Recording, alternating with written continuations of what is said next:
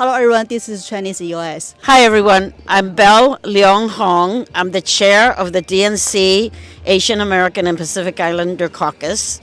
And I'm here in South Philly in Cambodia town.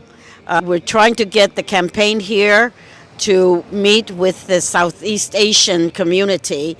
It is a very vibrant community, and we're just so very proud of everything that they have accomplished. So I first became a member of the DNC in 2001, and I was elected to be the chair of the DNC AAPI Caucus in 2005. I have been the chairperson for the DNC AAPI Caucus for the last 20 years, and we will have another election next year. So when I first came to the DNC, we did not have enough members to form a caucus. So we've got a caucus. We have to have at least 8 members to form a caucus in the DNC. So I first became a member of the caucus, as I said, in 2001. They had to appoint me in order to make up enough members to form the caucus. So I took it as my responsibility after I got elected to grow. And so today we have 33 members that are either elected or appointed that are AAPIs, and they're part of my caucus. Now, more importantly, one of the things that I wanted to do when I first got to the DNC is to grow the number of caucuses around the country. So Pennsylvania has the state party, the State Democratic Party of Pennsylvania has an AAPI caucus. So that then becomes part of my network. When I started out, there were only 2 other caucuses in the state level. Today, we have 27, and we're growing. Back when I first got elected to the DNC, in Congress itself, it's actually, of course, that's a separate body. That's the Congress of the United States. At that time, we had only 6 members in Congress. Today, we have 23 members. Now, what is so important is to have that many members in the United States Congress. We also have 2 United States senators. Soon to, hopefully, after November 5th, we will have a 3rd. That will be Andy Kim. But in order for us to get a lot of the things accomplished that are issues that are important to us as Asian Americans, we have to have a voice in Congress. And so with the increasing number of congressional members, that allows laws to be passed that are protective of our community. Like, for example, the pandemic hit, there was a lot of anti-Asian hate because the former president used words like Kung flu and Asian flu, and that incited a lot of people, a lot of hate against the Asian American people. And as a result of that, one of the biggest crime was the shooting of bar workers in Georgia. Immediately following that, Congresswoman Maine initiated a legislation, and that got passed in conjunction with Senator Hiron and all of our caucus, and we got bipartisan support to pass the anti-Asian hate or the COVID anti-Asian hate law. So that's only one of them. There are a lot of other laws that were very important to us, especially to Chinese American.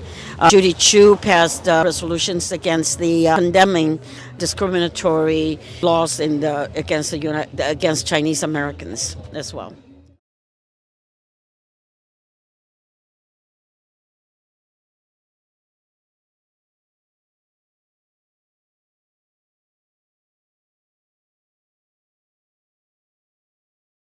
I think that in this election, our vote is extremely important.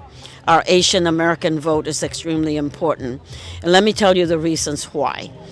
Let me start first with the domestic policy. On the domestic policy part, the vice president, when she gets elected president, she will put in place legislations that will allow things like, for example, giving $50,000 credit to small businesses when they get started. I was a small businesswoman. When I got started, I only got $5,000 credit. It would have helped me tremendously if I had had $50,000 back then. Three domestic policy that's very important to us. One is the reducing cost of the prescription drugs, allowing, actually, this is another very important part for our community, because a lot of our community is in the service industry. And prior to the Affordable Care Act, a lot of restaurant workers, service workers, were not able to get health insurance because it was prohibitively expensive, and a lot of their employers didn't provide it. But because of the Affordable Care Act, they were able to access medical insurance. So that's one area. Second area, of course, is the reducing the prescription drug prices. For people that have a lot of the Asian Americans, Chinese Americans especially, have diabetes, for example. Reducing the cost of insulin is extremely important to us. A third thing that the Vice President has been talking about in her during her campaign is something that is very dear to my heart, dear to all of our Asian American culture especially. We Chinese believe in caring for our parents and caring for our elderlies and caring for people that are with dignity within our own homes and being able to take care of them at home as opposed to sending them to a nursing home. What the Vice President has proposed in her latest, as part of her platform, is to provide care for the elderly and have it funded by Medicare. That is absolutely game-changing. That means that if I had that possibility, I could have used the Medicare to provide the care for my parents when they were, instead of having to deplete our savings or our working extra shifts so that we could pay for that care that they needed. With that help from Medicare, that is like something that would be provided for everybody, not just for the few.